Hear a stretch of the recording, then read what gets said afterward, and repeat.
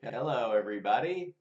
We are now going to go over the word beer gut or beer belly. A beer gut or beer belly is the stomach. It's kind of a fat or kind of a fat stomach that belongs to a man that drinks a little too much beer. So yes, that can happen. You drink too much beer, your belly starts growing a bit. So typically, this term, this expression applies. I've only seen it applied to males, just to men. I've never heard it referred to. I've never heard a female. Uh, I've never heard anyone say to a girl that, "Oh, you have a beer gut." I've never heard it. It's always men. And in some cases, some men are proud of their beer guts. I go, "Oh, yeah, I like this."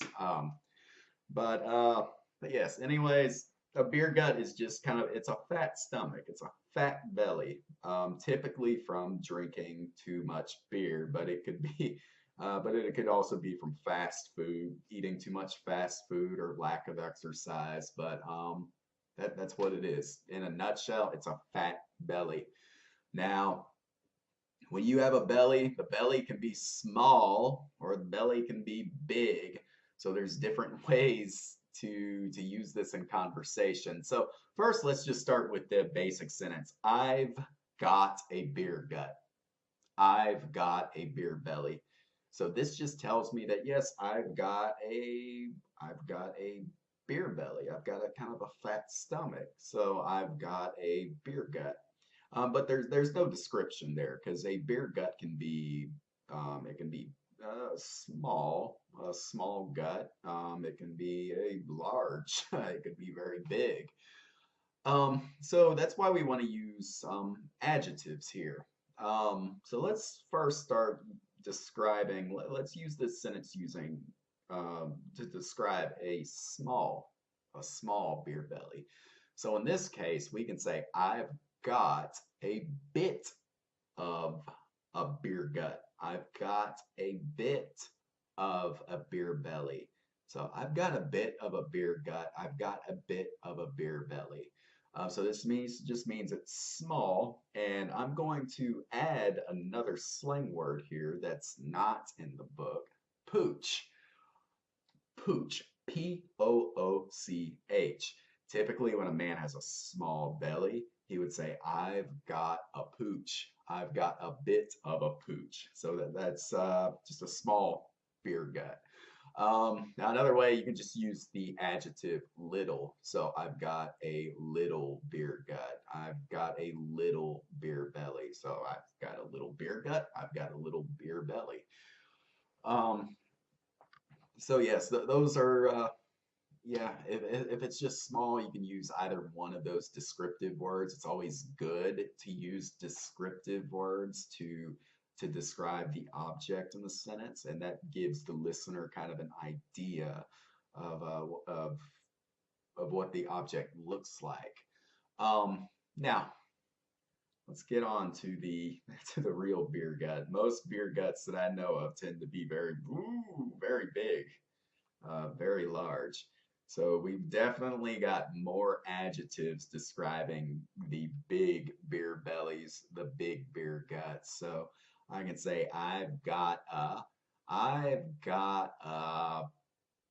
big, I've got a bloated beer gut. I've got a bloated beer gut.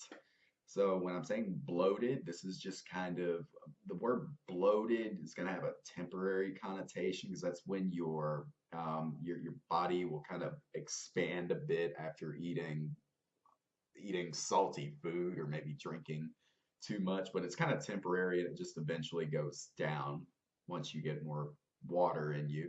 But this is not science, this is not biology. But anyways, yes, I've got a bloated beer gut. So maybe you drank too much beer last night and your stomach is just it's coming out a bit. So I've got a bloated beer gut. I've got a bloated beer belly. Big. Uh, words to describe big. So I've got a fat beer gut. I've got a fat beer belly.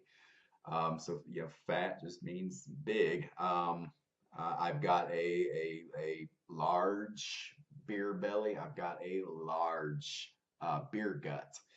Um, Now, if you really want to provide the emphasis on size, make it really big, really large, you can use gigantic or massive. So you can say, I've got a gigantic beer belly. If you're using a word like gigantic, it means it's pretty big. Or massive. I've got a massive beer gut. So massive and gigantic, these are just really, really large, really, really big. So huge, just huge.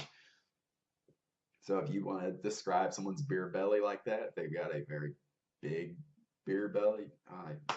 You've got a massive beer belly. Now, of course, when someone has a beer belly, they want to lose it, right? They want to start exercising and they want to get slim and trim and so that they want to lose it.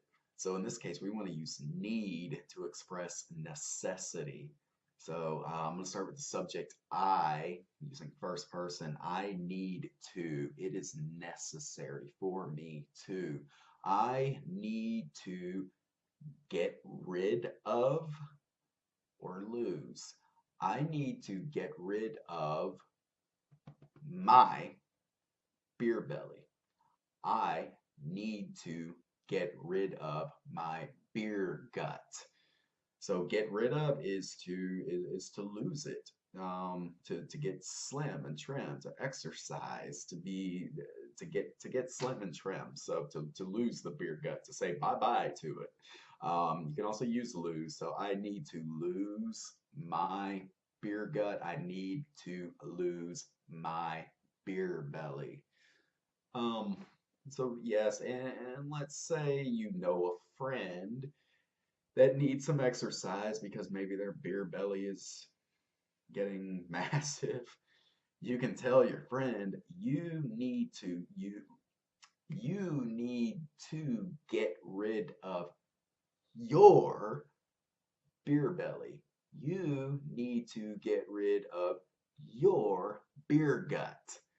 So just be sure that in this sentence, make sure that the subject matches the possessive. So I, my. I need to lose my. You need to lose your beer gut, beer belly. Um, and there's also cases to where, um, let's say your beer belly, beer gut is just getting big. Okay, so using my, let's start the sentence with the possessive. My beer gut is getting bigger, bigger, bigger, bigger. So getting continuously.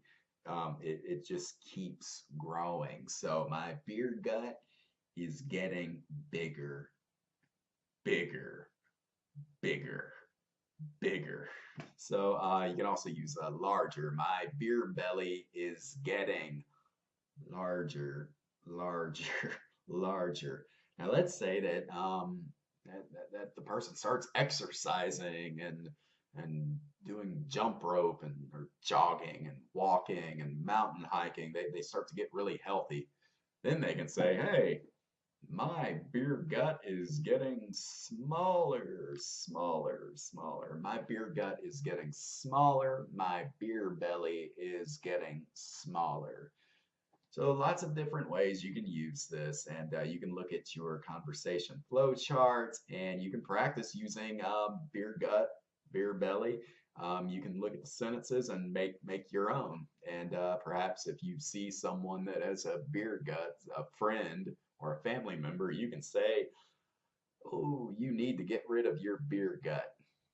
So that will do it for this lesson. Thank you very much for following along.